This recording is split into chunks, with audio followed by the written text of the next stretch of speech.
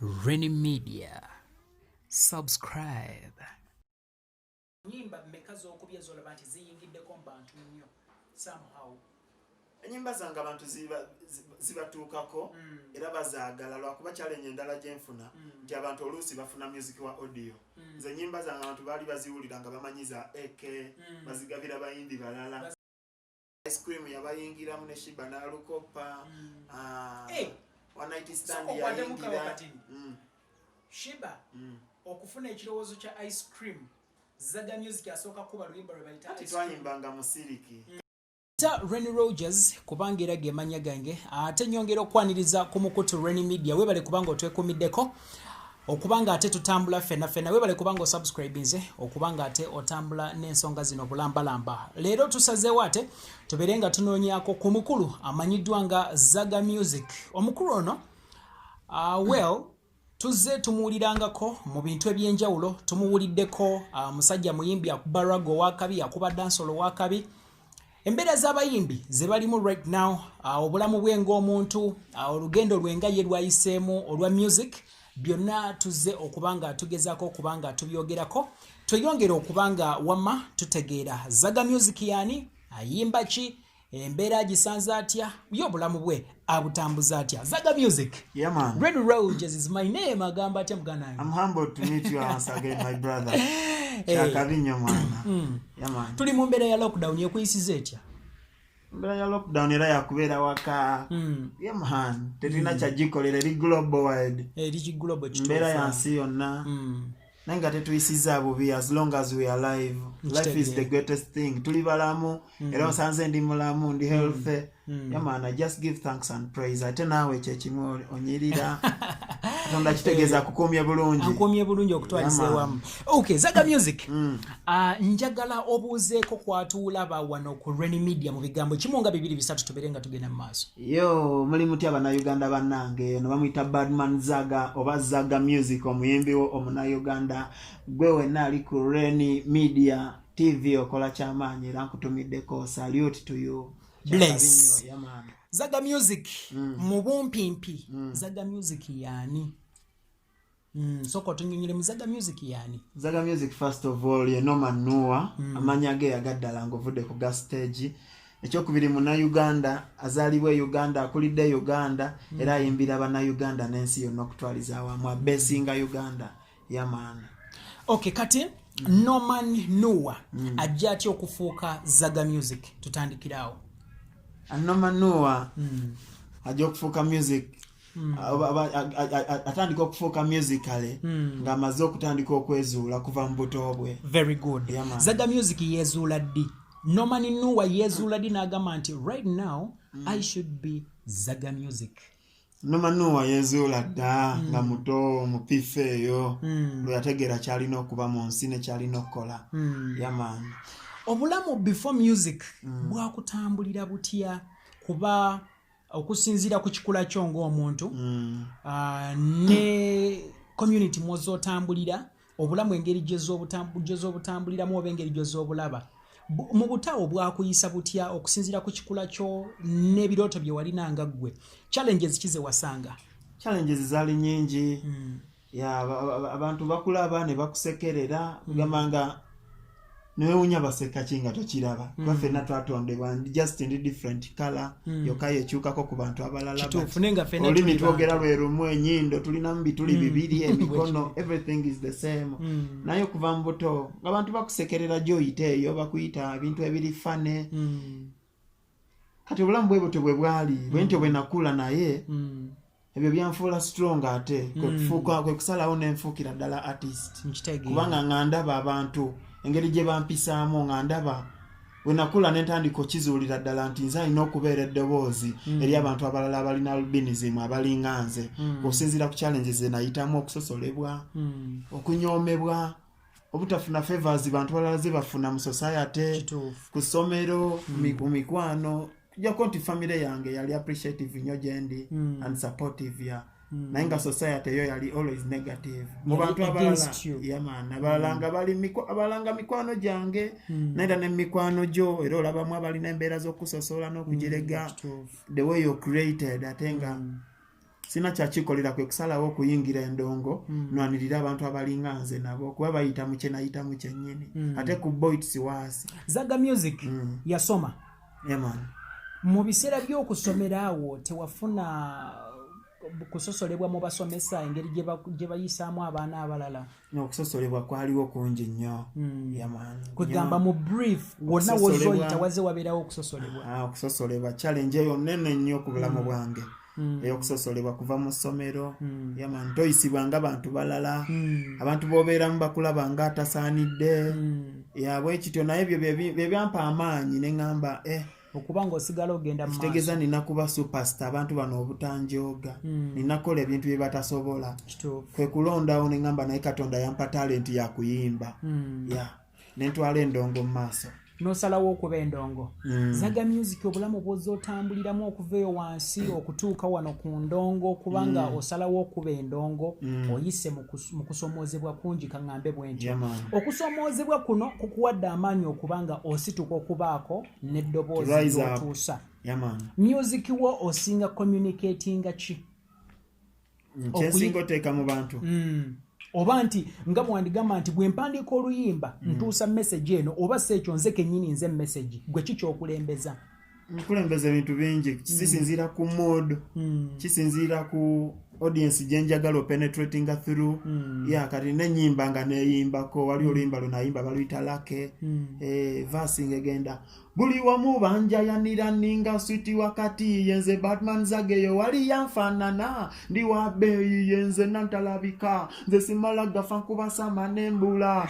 ndi wakabi yenze kasangwawo original nyini bisoko mbasazeko kati olidebye ebintu byenyimba ngamba nze simala gafa nkubasama nembula nze sibula bubuzi nfa ng'omuntu omulala when time comes waliwo ebintu bye twakula tuwulira nga bagamba nti abantu abalinganza abanalubirizi babula bubuzi tebaddamu kubalaba anti ebyo bye nakuliramu nga nange byempulira nga baŋŋamba gw'ogenda bula bubuzi togenda kufa ng'obeera onyumya n'omuntu nakugamba kale gwe one time ogenda tubulako mwana otuveeko omuntu ng'anyumya nze bagenda kunziika eno naye Zaga gwe tebali kuziika kati ebintu nakula mbiwulira mwana kati kyova olaba mbiyimbako era ne mu bukulu nti nze simala gafa nkubasama nembula nabikyusa ate nendabanga byebintu ebinfuula spiriya ng'omanye okubula obubuzi kye kitegeeza oba wakabi nnyo wakijjamu pride nga olaba abantu webavumanga Diamond Oscar ayogera broken English biki nakiyimbako am speaking broken English Diamond ways that's the exact thing. Zaga Music tuyingire waneno mu music industry otandise okuyimba ani akuzuula ani akujja eyo gye wali kuba sisubira nti bakuzaala wano mu Kampala bakuzaala banzala Jinja side mu Jinja Stone City ova otya ejjinja okuyingira e Kampala ani akukwata ku mukono okugamba nti Zaga alina ekitone kamukulembere mutuuse mu kibuga ejjinja nalingayo oba ebusoga naye nga ndiyo lwakusoma naye nga musical mbala Kampala era navangayo mu buto nga nebba waka nenzija nenkuba endongo nenyimba naye nga nkyasoma nzukira nafunako ne accident ne family yange teyakitegeera up to now ndikyogerako ena interview nebba waka nenzija e Kampala nina muganda nga abeera ekireka nga ayagala nnyo mbeere artist nga bwe nzija nekweka wuwe nenzija nenkuba endongo ekiro kati ku makya nali nzirayo nga ndi mu taxi nefuna accident yekoonagana ne Sahara naye nali nsumagidde ngenda okudda engulu ng'emmotoka eri mu luwonka abantu baafa okitegeera naye nze nensanga nga ndi mulamu mwana Katonda ampadde obulamu naye yonna ndongo yali entambuza n'ebyo ebintu ne family yange they didn't know tebakitegeerako naye nga kyali mu mutima gwange kwagala music kati lumu nali nfudde n'okufa lwa music kugamba endongo otobye nayo nzize njagala nnyo yamaani n'ebbomu ezaakuba wano ekyaddondo naliwo nze omu ku bantu abaawona okufa kaseera ako kati oyo yenna music eyo nanga nzija mpambana naye okubya ennyimba kizaga tugambe nti eziyingidde nnyo mu bantu nnyimba mmeka z'okubya z'olaba nti ziyingiddeko mu bantu nnyo somehow enyimba zange abantu zibatuukako era bazaagala lwakuba challenge endala gyenfuna nti abantu oluusi bafuna music wa audio nze enyimba zange abantu baali baziwulira nga bamanyiza eke bazigabira bayimbi balala bazigabira abantu balala naye ng'ate mu bantu zibatuukamu mpankuwe yabatuukamu wali oli nayimba n'omuwala bamuyitaani b nkyakustadinga nzakwagala nkyakustadinga tompanvuya olwo abantu babayingiramu ice cream yabayingiramu ne shiba n'alukopa one night stand yayingira shiba okufuna ekirowoozo kya ice cream Zaga Music asooka kuba luyimba lwe bayita ice cream twayimbanga musiriki kati omwo musiriki yali platform y'abayimbi okubba music w'abayimbi abato kati nze oluyimba twaluyimbanga nyo oluyimba nalukola 2012 ne video nungi nnyo ya Notomax kati shiba akola olwo 2013 ate nga zifaanaganira ddala exact naye oyo music bwatyo bwali I just feel proud nti nomuyimbi nga shiba asobola okulaba ekintu Zaga kyayimbye Zaga omuntu gwe bajoga gwe bayinza ososola nti talina magezi oba yatondebwa nga tatuukanye kainange nga ndaba bashiba nga idea zange bazikozesa I felt proud man kwegamba gwe tolina buzibu naye kutwala luyimba lwo just kasitaba nga alina kyakwongeddeko nti gwe nyini idea kati nenkola ice cream nenkola one night stand abantu balwagala nnyo bino sibya one night stand kumatira sibya one night stand sisiba kiwani si one night stand sisiba faamu nga budumurasi lwabayingiramu nenkola bamusakata abantu lwabayingiramu nenkola atakulaba ne Tulman twali twakalukola emabega abantu lwabayingiramu enyimba zange zonna zibatuukako nenkolalo eyalo nyimba na ku bulamu bwange ng'omuntu nalo lulitambula Tulman Kibalama Tulman Kibalama y'omu ku ba legends between mu music industry he is a living legend omusajja ono omusisinkana otya omusajja Tulman yandaba nakatandi nga bwe nkugambye nti ejjinja nalingayo mu kusoma naye ng'ate neefasa nnyo site n'ennyimba zange saazikoleranga jjinja nali mbeera jjinja naye nga music mukolera eno Kampala kitegeeza I was already established already nali mpambanira ano Kampala kati Tulman yandabira wano mu club Silk nga nnyimba n'agamba omwana nanjagala nandaga nti interest agirina eyokolagana nange okunyambako okwongera ku kirooto kyange nemutwalako eyayiganga nali ntegeseyo show yange nanyimbira nayagala nayongera okunjagala yamaani kati netutandikiraawo netukola oluyimba olwasooka lwayita twakowa lwali lulwe naye tetwafuna chance kuyitawo bulungi kati mpankuwe yali wange kati olwali tumaze okukola twakoowa ne muyimbiramu mpankuwe olwo oluyimba lwa mpankuwe kola singa maze naye emyaka ebiri naye nga njagala lukola kolabo naye nga buli lwe njagala okola naye kolaba nfiisa abayimbi bannange nga banzoleya kati ate bwe nalukola ne Tulman ne bawandaringa nnyo nga lufuuse hiti so that's why I came to be introduced to the music industry 2010 when nakola oluyimba lwa mpankuwe ne Tulman kati Tulman aleta Zaga muziki aleta Zaga music ku scene abantu bamutegeera okusingako bwe baali bamumanyi ava mu kubanga ayimbira jjinja ajja mu Kampala kati avudde ku Siriki ayingira Kampala musically abantu bamu appreciating very good Tulman yamaze okuintroducinga mu music ku music scene ya Uganda okubye mpankuwe okubye one night stand biki music bw'omukola tosigala naye mu simu oba ku kompyuta yo omutambuza abantu ne bamutegeera of which tufunamu ba key players botuusako music okubaako ne bamukutuusiza okugeza ba presenters aba promoters ba DJs Zaga music nga gw'omuntu kusomoozebwa ki kwosanze mu process y'okupromotinga music wo kusosolebwa racism ososoledde otwa otya ososolebwa olw'obutonde bwange yaman wali olinako wali otuuse ng'otuttewo music n'otuukawo music ne bagaana omukuba olw'ekyo ky'oli wangi nnyo paka kati up to now nina ne video empya naye tezannya naye ng'ate nagiteekayo n'abantu be nagiwa batwalanga mikwano gyange bammanyi they know my story 10 years back but bakyalimu eyo tendency y'okunsosola balina kimentality ekibagamba nti basituukanye I don't know that's the main challenge I go through kusosolebwa racism music wange alina okubanga azanya ku TV tugamba music bamutaddemu kikala music bamuteeka mu kala ate nga bazanyeza of abazungu which oli munnauganda Nga ndi by the way Munnayuganda. omuntu ali eyo atulaba wano ku Rainy Media abantu abafaanana Zaga Music bantu nga ffe ekirala baddugavu black doesn't mean oba ngambe nti okuba nti olina kikkala ng'oli muddugavu doesn't mean the skin color. being black Is is Africa. being of an African, let me say African origin. African Kyetuyita okuba blood. black okitegeera Yeah, man. omusayi gwonna nga gw'originatingira mu Africa obeera muddugavu okitegeera True da. kati ono aba muganda wange okitegeera Yeah, man. ekisooka talina kyanjawulo kimuliko mwattu bw'oba omusisinkanye oba nga onyumizaamuko naye alina ebirowoozo ebisinga n'omuntu ali eyagamba nti ye wanjawulo okitegeera Zaga Music bw'oba omutuuseeko ye ng'omuntu atufaanana muntu nga ffe talina kyanjawulo so wali eyo yenna nga oyinamu ekibeera ekikuleetera okuba nga olw'okuba nti ono afaanana bw'ati sijja kuzannya music we mu abazza abantu emabega tweyagalize ffenna tubeere nga tuyisaawo ki ekintu kye twagala okuba nga tuggusa kubanga alina communication alina message gy'ayisaawo naye olw'okuba nti enfaanana ye ate bambi nammibwa platform Zaga Music wali otuuseeko okuyimba ne bakumma omuzindaalo olw'embeera gy'olimu emirundi mingi nagenda oyimbako ebanda ku university MC nanyima Kyambogo MC namuwa CD yange n'antunulira n'aseka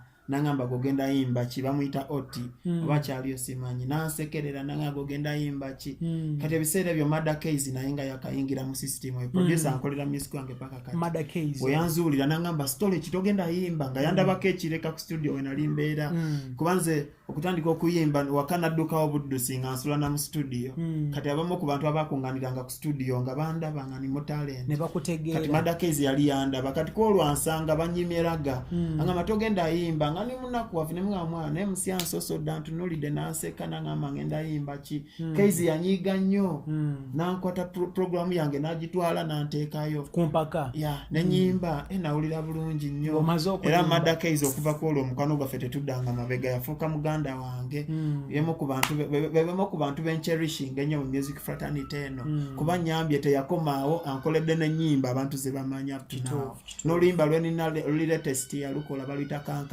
kankanya lulina video telulina video yandibadde nga yaggwa right now but quarantine Zaga Music quarantine eno gwe ng'omuyimbi ekukosezza etya enkosezza nti quarantine eno weyajjira mbadde ne music omupya ate nga ngezaako kudda mu bawagizi bange mbadde n'oluyimba olwo olwalo nga calling out my fan base ogamba abantu banaye ndi Munnayuganda gyendi mumpagire kati mbaddemu eyo time ya promotion ya video yalo mpya nakagishootinga ebadde ku promotion mbadde ndi mu bivulo ebinene nga ndi performinga byonna nti right now sikyagenda ku stage sikyasobola kuyingiza nga muyimbi kati embeera nebanga eri bwetyo eri ku stand still music yesibye nti tokyasobola genda mu town kuteekayo music mba promota entambula yennyini nzibu entambula bagisiba ate era nzibu n'abantu tebakyatambula right now buli gwoyagala abataliyo abantu bagenda mu byalo